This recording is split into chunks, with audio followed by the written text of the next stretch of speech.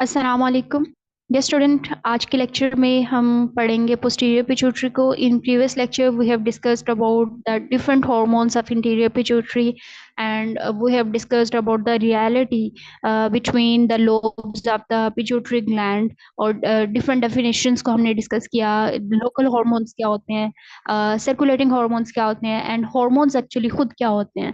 तो आज के लेक्चर में हम पोस्टीरियर पिट्यूटरी को डिस्कस करेंगे और इसके अलावा डिफरेंट जो ग्लैंड्स हैं वो कैसे हार्मोन्स को सेक्रीट करते हैं और उनका टारगेट ऑर्गन कैसे होते हैं, आपकी बॉडी को कैसे अफेक्ट करते हैं। तो चलिए लेक्चर को स्टार्ट करते हैं। एक चीज आपने हमेशा ये याद रखनी है कि जो हाइपोथैलेमस है, हाइपोथैलेमस और जो पोस्टीरियर पिट्यूटरी है, इन दोनों के टिश्यूज सिमिलर होते हैं। इनका सोर्स जो है वो बिल्कुल सिमिलर होता है। ठीक है। दूसरी चीज ये आप कह सकते हैं कि जो हाइपोथैलेमस है, क्योंकि hypothalamus is function as a neuron, यानी कि ये नर्वस सिस्टम के तौर पे भी काम करता है। ये जो हाइपोथैलेमस है ये कैसे काम करता है, नर्वस सिस्टम के तौर पे भी काम कर रहा होता है। नर्वस सिस्टम के अ, एक हिस्सा होता है आप कह सकते हैं, क्योंकि नर्वस सिस्टम का जो एक्शन होता है वो भी इसी ने लेना होता है और ये एंडोक्राइन सिस्टम का भी पार्ट है। तो यहाँ पे डिफरेंट न्यूरॉन्स प्रेजेंट होते हैं। ठीक है। और आपने हमेशा ये याद रखना है कि जहाँ पे भी किसी न्यूरॉन की सेल बॉडी प्रेजेंट होगी वही उसकी पोजीशन होगी। ऑल्दो ये जो न्यूरॉन है वो यहाँ तक उसका जो एक्सॉन जा रहा है और डेंड्राइट्स जो है, अगला जो एंड है उसका वो यहाँ पे जा रहा है, लेकिन उसकी सेल बॉडी यहाँ पर है, उसके डेंड्राइट्स यहाँ पर है और एक्सॉन नीचे की तरफ जा रहा है। तो हम ये कहेंगे कि इसकी जो पोजीशन है वो हाइपोथैलेमस है, ना कि पिट्यूटरी है।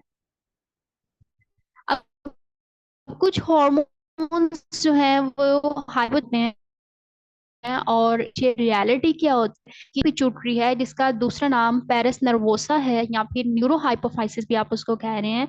What is the secret, what is the behind it, कि हम इसको ये है न्यूरो हाइपोफाइसिस क्यों कह रहे हैं। ठीक है, न्यूरो हाइपोफाइसिस आप इसको क्यों कह रहे हैं, इसकी रीजन ये है कि हाइपोथैलेमस के अंदर कुछ न्यूरॉन्स प्रेजेंट होते हैं जो कि हॉर्मोन्स को रिलीज करते हैं। ठीक है, हार्मोन को सिंथेसाइज करते हैं और फिर इसको रिलीज करवाते हैं। यहाँ पे ये जो इसके एंड्स हैं वहां पे ये हार्मोन को स्टोर कर लेता है। ठीक है, सिंथेसाइज करने के बाद यहाँ पे स्टोर कर लेता है। जब इसको जरूरत पड़ती है तो फिर ये पोस्टीरियर पिट्यूटरी से बॉडी से बाहर निकल जाता है। ठीक है, तो लगता ये है कि शायद पोस्टीरियर पिट्यूटरी ने हार्मोन को रिलीज किया है, लेकिन ऐसा नहीं है। हार्मोन्स जो हैं वो हाइपोथैलेमस के न्यूरॉन्स ही सिंथेसाइज करते हैं, उसको स्टोर करते हैं। सिर्फ जो पोस्टीरियर पिट्यूटरी है वो उसको रिलीज करवाने में हेल्प कर रही है, इसीलिए हम इसको न्यूरो हाइपोफाइसिस कह रहे हैं, क्योंकि न्यूरॉन्स हार्मोन को सिंथेसाइज कर रहे हैं। अब दो हार्मोन्स ऐसे हैं जो कि पोस्टीरियर पिट्यूटरी यानी कि हार्मोन्स न्यूरॉन्स सिंथेसाइज करें और सेक्रीट करें, यहाँ से सेक्रीशन उसकी होती है। एक का नाम है ऑक्सीटोसिन और दूसरे का नाम है एडीएच। ठीक है, एडीएच हार्मोन, इसका दूसरा नाम वैसोप्रेसिन भी है, और जो दूसरा हार्मोन है वो है ऑक्सीटोसिन। ठीक है, ऑक्सीटोसिन हार्मोन आपकी बॉडी के अंदर, ह्यूमन की बॉडी के अंदर क्या फंक्शन परफॉर्म करता है। एक तो ये पार्चुरेशन में हेल्प करता है, यानी कि जब बेबी की डिलीवरी होनी होती है तो ये यूट्रस की कॉन्ट्रैक्शन करवाता है। ठीक है, यूट्रस की कॉन्ट्रैक्शन करवाने की वजह से जो बेबी है उसकी इजीली पार्चुरेशन हो सकती है और ये बर्थ पिल के तौर पे काम कर सकता है, करता है। ठीक है, और इसके अलावा जो मिल्क प्रोडक्शन ममरी ग्लैंड्स के अंदर होती है उसकी इजेक्शन भी करवाता है। ठीक है, प्रोलैक्टिन उसको सिंथेसाइज करवाता है, लेकिन जो ऑक्सीटोसिन है वो उसकी इजेक्शन करवाता है। ठीक है, दूसरा हार्मोन जो है वो एंटी डायूरेटिक हार्मोन है। एंटी डायूरेटिक हार्मोन आपने नर्वस जो है किडनी वाला चैप्टर पढ़ा होगा जिसमें नेफ्रॉन्स हैं और नेफ्रॉन के डिफरेंट पार्ट्स होते हैं, ascending loop of Henle, descending loop of Henle. ठीक है, और एट द एंड जो है वो क्या प्रेजेंट होता है, कोलेक्टिंग डक्ट इसके अंदर प्रेजेंट होती है। अब इसमें क्या होता है कि जो यूजफुल पार्ट्स होते हैं वो से रीअब्सॉर्ब कर लिए जाते हैं। ठीक है, ये डिसेंडिंग लूप ऑफ हेनले है, ये जो है वो असेंडिंग लूप ऑफ हेनले है। अब होता क्या है कि ये पीसीटी है, ये डीसीटी है। पीसीटी ये एक डिटेल लेक्चर है, यहाँ पे सिर्फ मैं आपको ये बताने की कोशिश कर रही हूँ कि what is the function of ADH, anti diuretic hormone. Diuretic का मतलब होता है यूरिन की प्रोडक्शन बहुत ज्यादा होना। एंटी डाई, एंटी का मतलब आ गया, इसका मतलब है ऑपोजिट है। एंटी डायूरेटिक हार्मोन का मतलब है कि यूरिन की प्रोडक्शन कम होगी। ठीक है, अब जब ह्यूमन की बॉडी के अंदर वाटर की डेफिशिएंसी है तो ये हार्मोन रिलीज होगा और ये हार्मोन जो है वो क्या करेगा, यहाँ पे डीसीटी पे जाके एक्ट करेगा और वाटर की मैक्सिमम रीअब्जॉर्प्शन करवा लेगा, जिसकी वजह से यूरिन की प्रोडक्शन कम होगी, क्योंकि आपकी बॉडी के अंदर वाटर की डेफिशिएंसी हो रही है। तो जब आपकी पानी बॉडी के अंदर वाटर की डेफिशिएंसी है, then how you allow the body to release maximum water. ठीक है, तो इसलिए ये हार्मोन जो है वो वाटर को रोकता है और आपकी बॉडी के अंदर उसको बैलेंस को मेंटेन करने की कोशिश करता है। अब अगर कुछ ऑर्गेनिज्म के अंदर एडीएच जो है वो रिलीज ना हो, ठीक है, तो उसकी वजह से क्या होगा, यूरिन की प्रोडक्शन बहुत ज्यादा हो जाएगी और बॉडी के अंदर वाटर की डेफिशिएंसी हो जाएगी, और इसकी वजह से डायबिटीज हो सकते हैं, जिसका नाम है डायबिटीज इंस्पाइटस। ये डायबिटीज मेलाइटस से बिल्कुल डिफरेंट है। दूसरी चीज ये भी है कि एंटी डायूरेटिक हार्मोन जो है ये तब भी रिलीज होता है जब आप बहुत ज्यादा चाय पीते हैं, ठीक है, कॉफी पीते हैं, कैफीन लेते हैं, तो उस दौरान भी एडीएच का लेवल कम हो जाता है, एडीएच की प्रोडक्शन कम होती है, जिसकी वजह से एडीएच रिलीज नहीं होगा और ह्यूमन के बॉडी के अंदर यूरिन की प्रोडक्शन ज्यादा होती है। आपने नोटिस किया होगा जब आप चाय पीते हैं तो आपको यूरिन बहुत ज्यादा आता है, उसकी रीजन यही है। ठीक है, तो यहाँ पे पोस्टीरियर पिट्यूटरी से दो हॉर्मोन्स को रिलीज करवाया जाता है, एडीएच और ऑक्सीटोसिन, और ये एक नॉर्मल बॉडी के अंदर बहुत इंपॉर्टेंट फंक्शन परफॉर्म कर रहा होता है। यहाँ पे वही प्रोसेस को दोबारा से बताया गया है कि किस तरीके से ये दोनों हार्मोन्स जो है, एक जो है वो ऑक्सीटोसिन को रिलीज करवा रहा है और दूसरा जो है वो एडीएच को रिलीज करवा रहा है। करवाने के बाद ये ब्लड के अंदर इसको रिलीज करवा देते हैं और ये जाके यूट्रस के ऊपर एक्ट करेगा, जहाँ पे यूट्रस के कॉन्ट्रैक्शन करवाएगा, और ये जो है वो जाके नेफ्रॉन के ऊपर एक्ट करेगा, जहाँ पे वाटर की रीअब्जॉर्प्शन करवाने में हेल्प करेगा। ओके, अब जो है हमने ग्लैंड पढ़ना है जिसका नाम है थायराइड ग्लैंड। इसके हार्मोन को हमने थोड़ा सा डिस्कस किया था प्रीवियस लेक्चर के अंदर, और हमने क्या डिस्कस किया था कि हाइपोथैलेमस जो है वो हमेशा सिग्नल देगा और हाइपोथैलेमस से एक हार्मोन रिलीज होगा जिसका नाम है थायराइड रिलीजिंग हार्मोन। ठीक है, जाहिर सी बात है अगर रिलीजिंग का वर्ड आ गया तो अब आपको पता चल जाना चाहिए कि हम हाइपोथैलेमस की बात करें। अगर यहाँ पे थायराइड टीएसएच है, ठीक है, थायराइड स्टिमुलेटिंग हार्मोन है, तो इसका मतलब क्या है, ये पिट्यूटरी से रिलीज होगा। ठीक है, पहले हम ये पढ़ते हैं कि ये ग्लैंड कैसा है, ठीक है, और उसके बाद ये हार्मोन कौन से रिलीज कर रहा है। यहाँ पे सिर्फ मैंने आपको एक बैकअप दिया है कि किस जो हमने पीछे पढ़ा था रिवाइज करने के लिए, कि थायराइड स्टिमुलेटिंग हार्मोन और थायराइड रिलीजिंग हार्मोन ये हाइपोथैलेमस से आ रहा है, ये पिट्यूटरी से आ रहा है, और ये जाके थायराइड ग्लैंड पे एक्ट करेगा। ठीक है, और थायराइड ग्लैंड से ये हार्मोन को रिलीज करवाएगा जिसका नाम है थायराइड।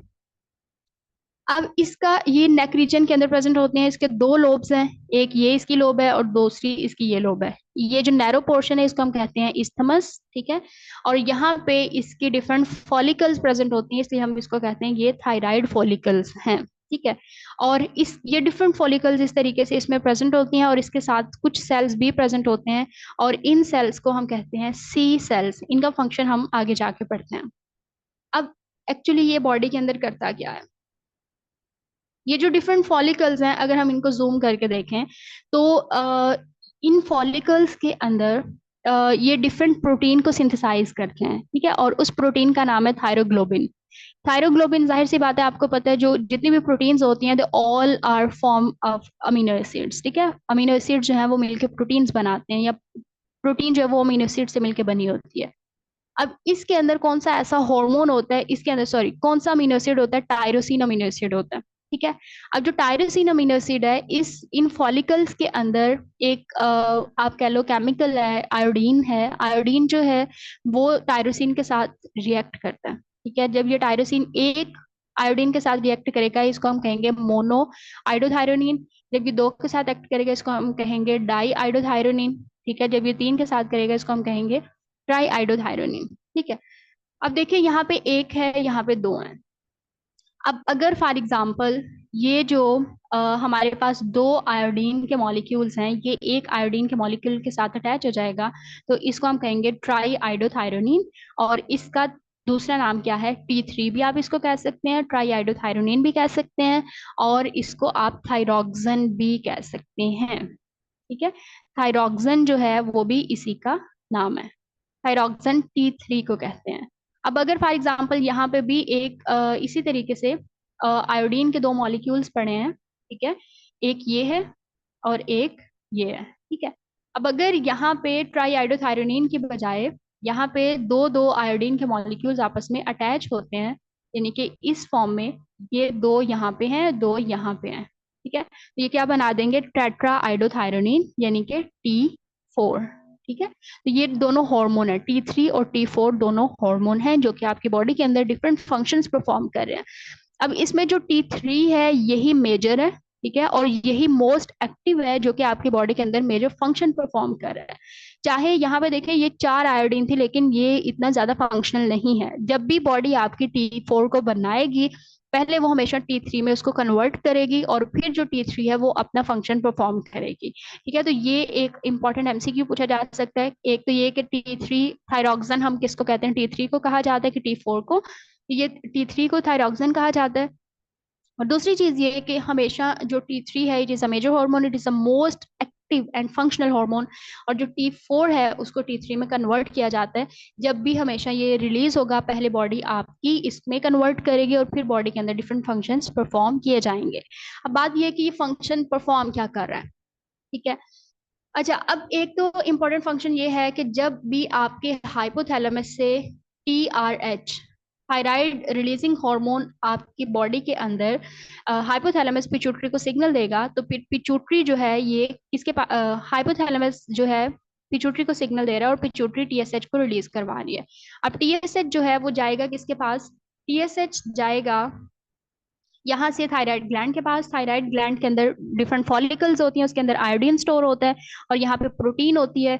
और आयोडीन और प्रोटीन दोनों एक दूसरे के साथ कंबाइन करती हैं, जिसकी वजह से वो क्या रिलीज करवाते हैं, T3 को रिलीज करवाएंगे और T4 को मैन्युफैक्चर करेंगे और फिर उसको रिलीज करवाएंगे। ठीक है, और फिर T3 और T4 डिफरेंट फंक्शन परफॉर्म करेंगे और उनमें से पहला फंक्शन क्या है, BMR। BMR का मतलब क्या होता है, बेसल मेटाबॉलिक रेट। इसका मतलब है कि rate of consumption of oxygen, कितनी ऑक्सीजन को आपकी बॉडी कंज्यूम कर रही है, इसको हम कहते हैं BMR। ठीक है, BMR क्या है, rate of consumption of oxygen by the body is called BMR। ठीक है, यानी कि कितनी BMR, यानी कि कितनी ऑक्सीजन को आपकी बॉडी कंज्यूम कर रही है, उसको हम BMR कहते हैं। इसका मतलब क्या है कि जब भी आपकी बॉडी के अंदर, let me explain, as every cell जो है आपकी बॉडी का, हर एक जो सेल है उसके अंदर सोडियम पोटेशियम पंप होते हैं that are run with the help of ATP। ठीक है, 1 ATP use and 3 sodium move outside and 2 potassium move inside. When ATP form, more oxygen use and heat also released by the conversion of ATP to ADP। ठीक है, उसने कहा है कि ये एक सेल है आपकी बॉडी के अंदर। ठीक है, हर सेल के अंदर जो है वो सोडियम पोटेशियम पंप होते हैं। जब एक ATP यूज की जाएगी, जब आपकी बॉडी एक ATP को यूज करेगा, तो फिर क्या होगा, 3 सोडियम को बाहर भेजा जाएगा। ठीक है, 3 सोडियम को आपकी बॉडी बाहर भेजेगी और 2 पोटेशियम को बॉडी अंदर भेजेगी। तो इसके रिजल्ट में क्या होगा, ATP यूज होगी। जब ATP यूज होगी तो हीट प्रोड्यूस होगी। जब हीट प्रोड्यूस होगी तो आपकी बॉडी का टेम्परेचर मेंटेन किया जाएगा, आपकी बॉडी के अंदर हीट को जनरेट किया जाएगा।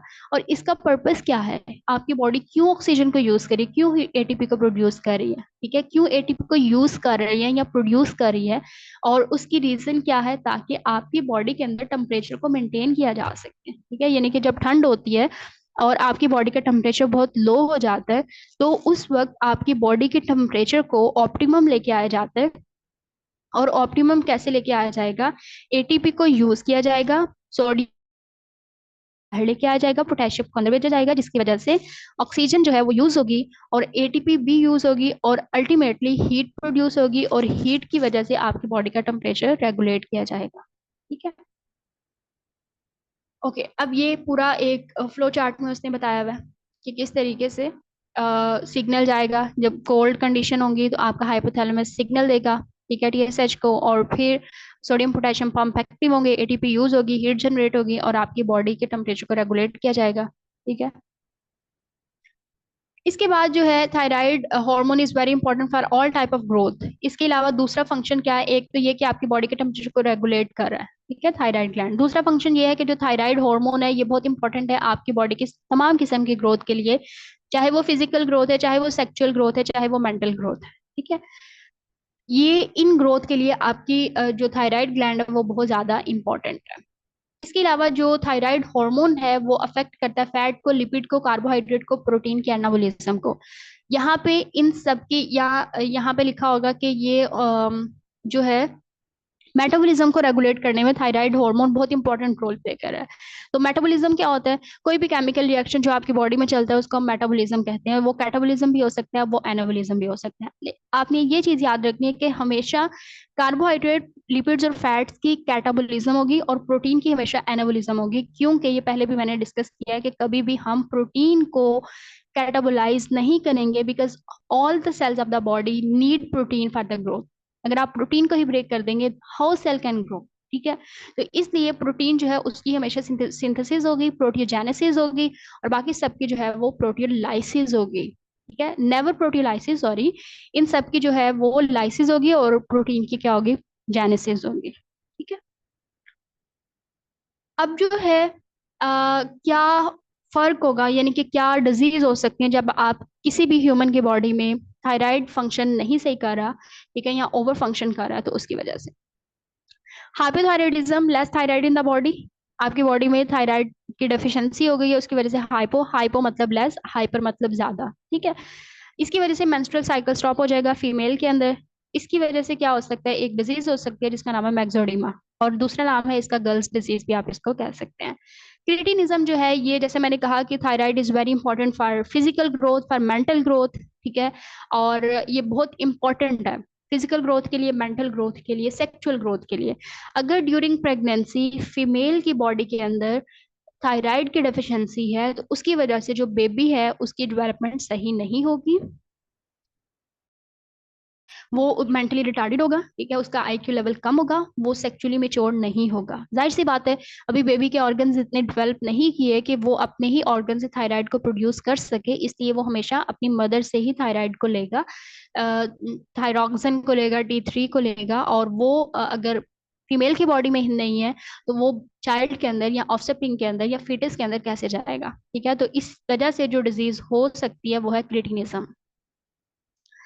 देन ग्वाइटर, ग्वाइटर जो है ये भी थायराइड की प्रोडक्शन लेस होती है इसमें, और ये आयोडीन की डेफिशिएंसी की वजह से होती है। अगर किसी ऑर्गेनिज्म की फूड के अंदर आयोडीन की डेफिशिएंसी है, उसकी वजह से थायराइड कम बन रहा है, और थायराइड जो है वो बिहेव नॉर्मल नहीं करता, इस वजह से वो इनलार्ज हो जाता है और नेक का साइज बड़ा हो जाता है, और इस डिजीज को हम कहते हैं ग्वाइटर।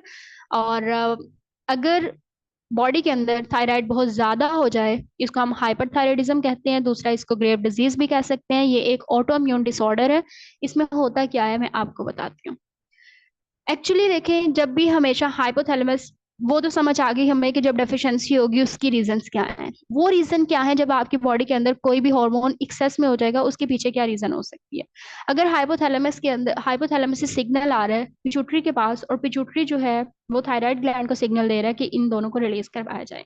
जब ये डिफरेंट फंक्शंस परफॉर्म करें, यानी कि इनफ आपने आपकी बॉडी के अंदर हीट को जनरेट कर लिया, बॉडी का टेम्परेचर आपका मेंटेन हो गया है, किसी ऑफस्प्रिंग की फिजिकल ग्रोथ सही है, मेंटल ग्रोथ सही है, सेक्सुअल ग्रोथ उसकी सही है, ठीक है, बाकी मेटाबॉलिज्म उसका सही चल रहा है, अब इसका, इसकी मजीद जरूरत नहीं पड़ेगी, तो फिर वो इसको भी नेगेटिव सिग्नल देगा। ठीक है। और फिर वो इसको भी नेगेटिव सिग्नल देगा कि अब मजीद इसकी जरूरत नहीं है, सारी चीजें जो है वो ठीक है। बट इस दौरान अगर आपकी बॉडी के अंदर कोई भी एबनॉर्मल फैक्टर एंटर हो गया, जिसकी वजह से जो TSH है, कुछ एंटीबॉडीज आपकी बॉडी के अंदर प्रेजेंट होंगी जो कि मोमिक्री करेंगे, यानी कि नकल करेंगी आपके TSH की। ठीक है, हालांकि TSH इसको नेगेटिव सिग्नल दे रहा है, लेकिन ये एंटीबॉडीज जो हैं वो पॉजिटिव सिग्नल देंगी कि इस T3 और T4 को मजीद रिलीज करवाया जाए, और ये रिलीज करवाता जाएगा। जो सही वाला है वो उसको नेगेटिव सिग्नल देता जाएगा, लेकिन जो ममिक्री, क्योंकि वो बिल्कुल उसके जैसा ही है, लेकिन इसको ये पॉजिटिव सिग्नल दे जा रहा है, तो उसकी वजह से जो है वो TSH का लेवल, T3 और T4 का लेवल इंक्रीज हो जाएगा, और जो डिजीज है उसको हम कहते हैं हाइपरथायराइडिज्म या ग्रेव्स डिसीज। और ये एक ऑटोइम्यून डिसऑर्डर है, और इसके अंदर एक्सोप्थेल्मिक ग्वाइटर भी आप इसको कह सकते हैं। ओके, उसके बाद जो है अगला, और जो ग्लैंड है वो है पैराथायराइड ग्लैंड। ये हमने डायग्राम पढ़ी है थायराइड ग्लैंड के अंदर। अगर थायराइड ग्लैंड की जो बैक साइड है वहां पे प्रेजेंट होता है पैराथायराइड ग्लैंड। ठीक है। तो अगर हमने इसको फोल्ड करके देखा तो पीछे जो है ये दो इस साइड पे और दो इस साइड पे ये पैराथायराइड ग्लैंड प्रेजेंट है। पैराथायराइड ग्लैंड जो है ये बहुत इंपॉर्टेंट फंक्शन परफॉर्म करता है, और इसके साथ यहाँ पे मैंने कुछ सेल्स बताए थे, और उन सेल्स का नाम है C3 सेल। एक्चुअली जो पैराथायराइड ग्लैंड है और जो C सेल्स हैं, they both function opposite, they both function antagonistically to each other. ठीक है, एक्चुअली फंक्शन क्या परफॉर्म करते हैं। और दूसरी चीज ये कि जो पैराथायराइड ग्लैंड है, ये वाहिद ऐसा ग्लैंड है जिसको हाइपोथैलेमस से सिग्नल नहीं चाहिए स्टार्ट करने के लिए, अपना काम स्टार्ट करने के लिए हाइपोथैलेमस से इसको हरगिज सिग्नल नहीं चाहिए। इसको सिग्नल कौन देगा, इसको ब्लड के अंदर जो कैल्शियम का लेवल है वो इसको सिग्नल देगा। ठीक है, तो ये आपने एक एक्सेप्शन इसकी याद रखनी है। अब होगा क्या, फॉर एग्जाम्पल ये एक बोन है।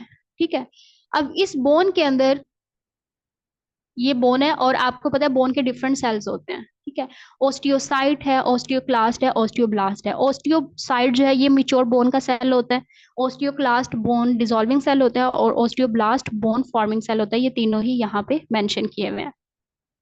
अब जाहिर सी बात है, आपकी बोन जो है वो दो चीजों से मिलकर बनती है, कैल्शियम और फॉस्फेट से। ठीक है, अब यहाँ पे ब्लड है, ब्लड के अंदर जो है वो कैल्शियम, आपकी बॉडी में हर चीज जो है वो होम्योस्टेसिस में, everything in your body is at homeostasis. Narrow range तक वो चेंज हो सकता है, लेकिन अगर बहुत ज्यादा चेंज हो गया है, this is not good for the body. अगर बहुत कम है फिर भी वो बॉडी के लिए सही नहीं है। तो एक बैलेंस में हर चीज प्रेजेंट है। अब अगर आपकी ब्लड के अंदर कैल्शियम का लेवल बहुत ज्यादा हो गया है, ठीक है, यहाँ पे आपने कोई मील का इंटेक बहुत ज्यादा किया है, या फिर कोई और चीज जो है आपने ऐसी खाई है जिसमें कैल्शियम बहुत ज्यादा था, और ब्लड के अंदर कैल्शियम का लेवल बहुत ज्यादा हो जाएगा, तो फिर आपकी बॉडी के अंदर जो सी सेल्स हैं, यहाँ पे जो थायराइड ग्लैंड के अंदर जो सी सेल्स हैं, दे विल एक्टिवेटेड।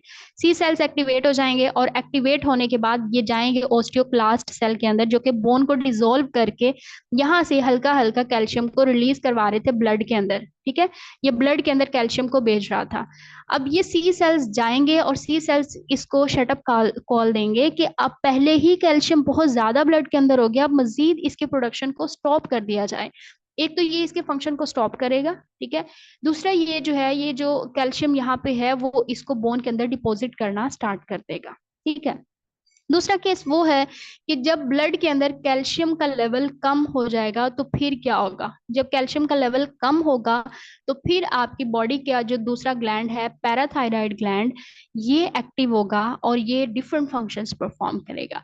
पहली चीज तो ये ओस्टियोक्लास्ट की एक्टिविटी को इंक्रीज कर देगा, बोन को डिसॉल्व करना स्टार्ट कर देगा, और बोन के अंदर जो कैल्शियम है वो सारी के सारे ब्लड के अंदर डालना स्टार्ट कर देगा। ठीक है, ये ब्लड के अंदर कैल्शियम को एड अप करना स्टार्ट कर देगा, ताकि कैल्शियम के अंदर जो ब्लड है उसके अंदर कैल्शियम के लेवल को इंक्रीज किया जाए। इसके बाद ये क्या काम करता है, ये आपकी जो पीसीटी है, यानी कि प्रॉक्सिमल कन्वोल्यूटेड ट्यूब्यूल है, उसके ऊपर जाके एक्ट करता है, और वहां पे यानी कि जैसे यहाँ पे है एक नेफ्रॉन की स्ट्रक्चर मैं यहाँ पे ड्रॉ कर रही हूँ। तो यहाँ पे ये पीसीटी है, ठीक है, और ये डीसीटी है। यहाँ यहाँ पे जाके एक्ट करेगा, क्योंकि यहाँ पे फिल्टरेट होने के बाद जो बाकी चीजें हैं वो यूरिन के जरिए पास आउट हो जाती हैं, लेकिन जो आपकी यूरिन के अंदर चीजें जानी थी वो यहाँ पे जो कैल्शियम होगा वो भी इसको रीअब्सॉर्ब कर लेगा और इसको ब्लड में डाल देगा, ताकि ब्लड के अंदर कैल्शियम के लेवल को मेंटेन किया जा सके। तीसरा ये क्या काम करेगा, कैल्सिट्रोल जो है वो उसको रिलीज करेगा, जो कि इनएक्टिव फॉर्म है विटामिन बी की, और वो भी कैल्शियम को ब्लड के अंदर रिलीज करवाएगा। तो ये तीन काम जो है वो पैराथॉर्मोन करेगा। तो कैल्सिटोनिन जो है, और कैल्सिटोनिन ब्लड के अंदर कैल्शियम के लेवल को कम करता है। ठीक है, जब बहुत ज्यादा हो जाए, और जो पैराथॉर्मोन है जब ब्लड के अंदर कैल्शियम का लेवल कम हो जाए उसको ज्यादा करता है। तो ये दोनों ही एंटागोनिस्टिकली काम करते हैं, और इनके काम करने के लिए हाइपोथैलेमस के सिग्नल की जरूरत नहीं होती। ये कैल्शियम डिसाइड करता है कि कब, अगर वो लो क्वांटिटी में है वो पैराथॉर्मोन को सिग्नल देगा, अगर वो बहुत ज्यादा हाई क्वांटिटी में है तो वो सी सेल को जो है वो सिग्नल देगा कि उसको रिलीज करवाया जाए। ओके, उसके बाद जो अगला ग्लैंड है वो है एड्रिनल ग्लैंड। एड्रिनल ग्लैंड जो है वो आपकी किडनी के ऊपर प्रेजेंट होता है, और इसके दो डिफरेंट पार्ट्स हैं, एक है कॉर्टेक्स और दूसरा है मेड्यूला। अब यहाँ पे कॉर्टेक्स के डिफरेंट पार्ट्स को शो किया गया है, ये सारे कॉर्टेक्स हैं। ठीक है, ये सिर्फ मेड्यूला को शो किया हुआ है। अब इसमें कॉर्टेक्स का जो सबसे बाहर वाला पार्ट है उसको हम कहते हैं जोना ग्लोमेरुलोसा, जोना फेसिकुलेटा, और जोना रेटिकुलेटा। ठीक है, ये डिफरेंट किसके पार्ट्स हैं, ये डिफरेंट कॉर्टेक्स के पार्ट्स हैं जो कि डिफरेंट हॉर्मोन्स को रिलीज करवाते हैं। ओके। अब ये जो जोना ग्लोमेरुलसा है, ये किस हार्मोन को रिलीज करवाएगा? ये मिनरलोकॉर्टिकॉइड को रिलीज करवाता है। फेसिकुलेटा जो है ग्लूकोकॉर्टिकॉइड को रिलीज करवाता है। और जो जोना रेटिकुलेटा है वो एंड्रोजन को रिलीज करवाता है। और एंड्रोजन जो है वो सेक्स हार्मोन है। सॉरी। ओके। अब जो एल्डोस्टेरोन है और एडीएच है, इन दोनों का जो सोर्स है वो सेम होता है। सिमिलर फंक्शन ही है, उनका सोर्स सेम होता है। ओके। अब क्या होगा यहाँ पे? कॉर्टिसोल जो हार्मोन रिलीज करवाया जा रहा है, कहाँ से रिलीज होता है कॉर्टिसोल हार्मोन? जोना फेसिकुलेटा से। और ये एक ग्लूकोकॉर्टिकॉइड है। अब हमने ये देखना है कि इस ग्लूकोकॉर्टिकॉइड का फंक्शन क्या है आपकी बॉडी के अंदर।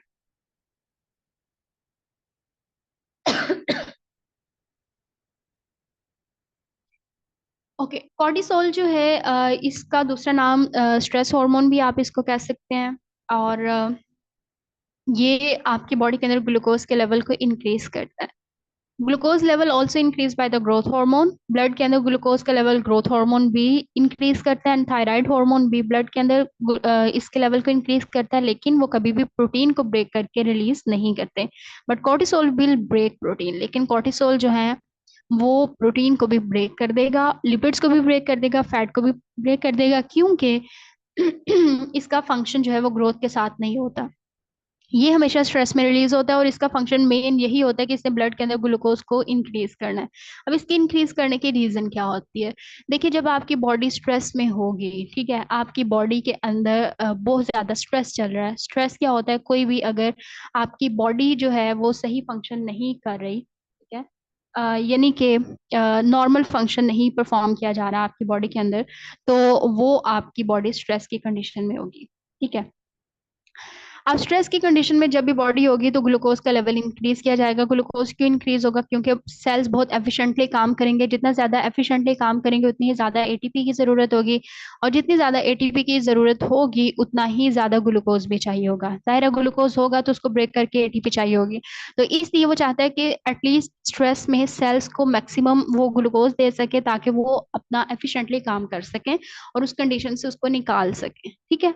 तो इसलिए जो है ये लिपिड्स को भी तोड़ देता है और उससे ग्लूकोज बनाता है। ठीक है। प्रोटीन फैट को भी तोड़ देता है और इवन प्रोटीन को भी तोड़ देता है ताकि ब्लड के अंदर इसको ग्लूकोज को इंक्रीज किया जाए और सेल तक पहुंचाया जाए, ताकि जो सेल्स हैं वो अपना मैक्सिमम फंक्शन परफॉर्म कर सकें और बॉडी को स्ट्रेस से निकाल सकें।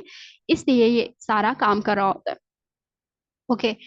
अब जो है ये कॉर्टिसोल एक दूसरा इंपॉर्टेंट फंक्शन परफॉर्म करता है और वो फंक्शन है, ये एंटी इंफ्लामेटरी काम करता है। एंटी इंफ्लामेटरी यानी कि आपकी बॉडी कोई स्ट्रेस में है और उसमें बहुत ज़्यादा इन्फ्लामेशन हो गई है किसी इंजरी की वजह से, तो उसके रिजल्ट में क्या होगा? आपकी बॉडी जो है वो इन्फ्लामेशन को जो इन्फ्लामेटरी सब्सटेंसेस हैं उसको इन्फ्लामेशन को रोकेगी और इन्फ्लामेटरी सब्सटेंसेस को रिलीज करेगी ताकि इन्फ्लामेशन कम से कम हो। अब अगर ये कॉर्टिसोल बहुत ज्यादा हो गया और उसकी वजह से एंटी इन्फ्लामेटरी एक्टिविटी बहुत ज्यादा हो गई है, तो आपकी बॉडी के लिए ये थोड़ा नुकसानदेह भी हो सकता है, क्योंकि इन्फ्लामेशन किसका काम होता है? आपके जो डब्ल्यूबीसीज हैं वो हिस्टामाइन को रिलीज करते हैं और हिस्टामाइन इन्फ्लामेशन में काम करते हैं। तो इसका मतलब है कुछ एरियाज में आपकी बॉडी को इन्फ्लामेशन भी चाहिए और कुछ में वो एंटी इन्फ्लामेटरी का भी काम करे। लेकिन अगर कॉर्टिसोल का लेवल बहुत इंक्रीज हो जाएगा तो फिर ये इन्फ्लामेशन को बिल्कुल स्टॉप कर देंगे। ठीक है। तो जो फंक्शन चाहिए वो भी इसको सप्रेस कर रहा है। तो ये आपके बॉडी के लिए एक नेगेटिव सिग्नल जा रहा है। ठीक है। तो if cortisol is anti inflammatory it will suppress leucocyte, और उसकी वजह से क्या होगा? अगर इन्फ्लामेशन कम हो रही है, हिस्टामाइन कम हो रहा है, यानी कि डब्ल्यूबीसीज कम हो रहे हैं, तो अगर किसी भी ऑर्गेनिज्म के डब्ल्यूबीसीज कम हो रहे हैं तो जाहिर सी बात है उसका इम्यून सिस्टम जो है वो भी अफेक्ट होगा। उसके इम्यून सिस्टम जो है वो सही तरीके से काम नहीं कर पाएगा। और आपको पता है आपके इम्यून सिस्टम कितना ज्यादा इंपॉर्टेंट है आपकी सर्वाइवल के लिए। कोई भी पैथोजन आपकी बॉडी में जाता है तो उसको रोकने के लिए आपका इम्यून सिस्टम बहुत इंपॉर्टेंट है। तो इसका मतलब है कॉर्टिसोल जहाँ पे इंपॉर्टेंट है, जहाँ पे सही फंक्शन परफॉर्म कर रहा है, वहां पे एक नेगेटिव सिग्नल भी दे रहा है और वो नेगेटिव सिग्नल आपके इम्यूनिटी को खत्म कर रहा है। ठीक है। उसके बाद जो है अगला हार्मोन है एंड्रोजन। और एंड्रोजन जो है ये मेन सेक्स हार्मोन है और ये टेस्टोस्टेरोन को प्रोड्यूस कर रहा है। ठीक है। और जिसकी वजह से और फीमेल के अंदर ये एस्ट्रोजन को प्रोड्यूस करता है जिससे वो सेकेंडरी सेक्सुअल कैरेक्टर्स को बिल्डअप करवाते हैं। और इसके अलावा वो डिफरेंट उसके अंदर स्पर्म की फॉर्मेशन होती है, मेल के अंदर और फीमेल के अंदर एग्स की फॉर्मेशन स्टार्ट होती है। अगला ग्लैंड जो है वो है पीनियल ग्लैंड। ठीक है, थाइमस ग्लैंड और पीनियल ग्लैंड को हम डिस्कस करेंगे। पीनियल ग्लैंड जो है ये ब्रेन के अंदर प्रेजेंट होता है, इसकी लोकेशन यहाँ पे बताई हुई है।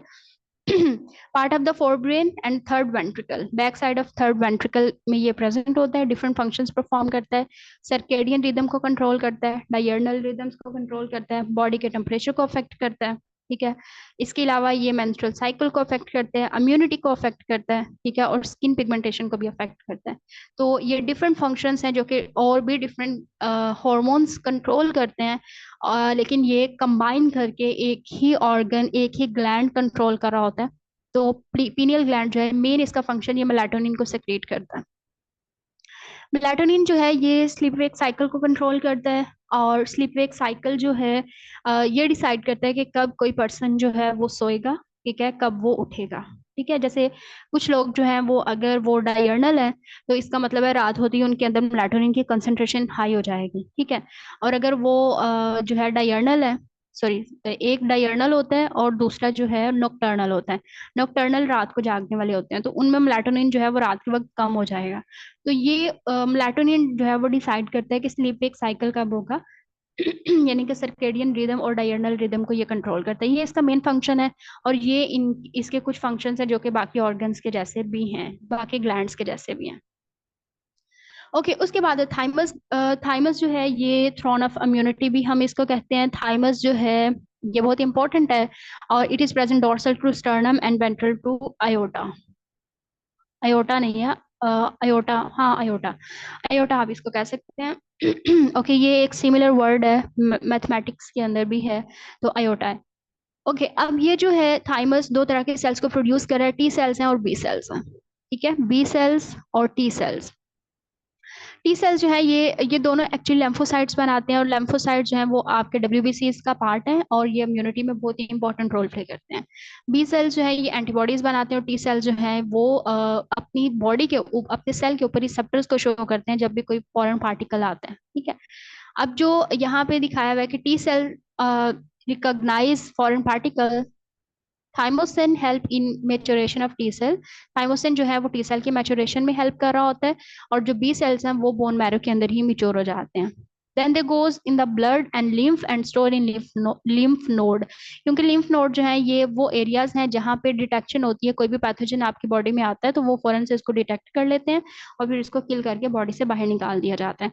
टी सेल जो है ये किस इम्यूनिटी में हेल्प करते हैं, ये सेल मेडिएटेड इम्यूनिटी में हेल्प करते हैं। सेल मेडिएटेड इम्यूनिटी क्या होता है, जब किसी सेल को पता चलता है कि उसकी बॉडी में फॉरेन पार्टिकल आ गया है, तो वो वहां से अपनी सेल के ऊपर उसके रिसेप्टर्स को शो करेगा कि ये पैथोजन आ गया, अब इसको खत्म करना स्टार्ट किया जाए।